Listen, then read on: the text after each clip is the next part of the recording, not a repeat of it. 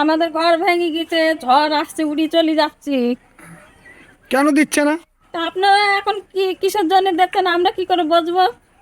সব কিছু জমা দেওয়া হচ্ছে, তাও পাচ্ছি না। আপনাদের গ্রামে রাস্তাঘাট নেই কেন?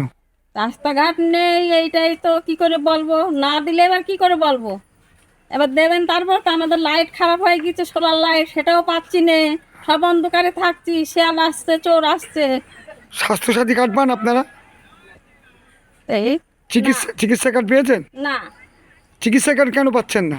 এইবার কি করে বলবো, না পেলে এবার আমরা কি বুঝি এত? আপনারা যদি না বুঝি দেন। বলছি মমতা বন্দ্যোপাধ্যায় তো বলছে আপনাদের প্রত্যেকটা গরিব মানুষকে বাড়ি দিয়েছে, হুম। এটা কি ঠিক? আমরা তো পাইনি।